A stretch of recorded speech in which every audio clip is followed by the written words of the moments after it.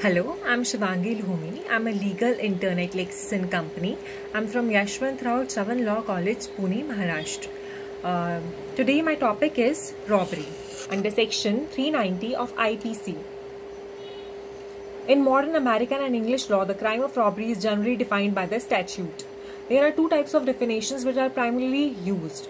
The first, which is closely derived from the older English common law, and second one is which is recommended by the American Law Institute's Model Penal Code. The terms like robbery, theft and extortion are very similar to each other and they are often used interchangeably on a daily basis. But the legal implication of all the three terms is different. The Indian Penal Code has defined these terms very clearly. Section 390 of IPC has defined robbery and has defined theft and extortion in relation to robbery. Before analyzing or understanding 390, first theft and extortion need to be understood separately. Okay, so theft. Theft has been defined under section 378 of the IPC 1860. It says whoever intends to take dishonestly any movable property out of the possession of any person without that person's consent and moves it, he or she is said to have committed a theft. For example, if A is employed by B and entrusted by C with the care of D's cash, dishonestly runs away with that cash without D's consent, then A has committed theft.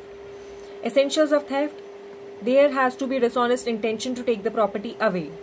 The property should not be attached to the earth. It should be movable property. The property must be taken out of possession of another.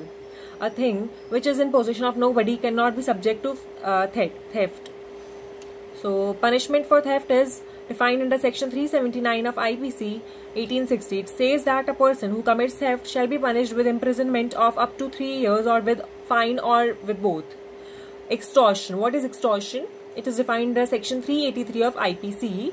This section says that any person who intentionally puts another person in fear of injury and dishonestly induces him or her to deliver any valuable property or anything signed with which can be converted into valuable security is said to have committed extortion.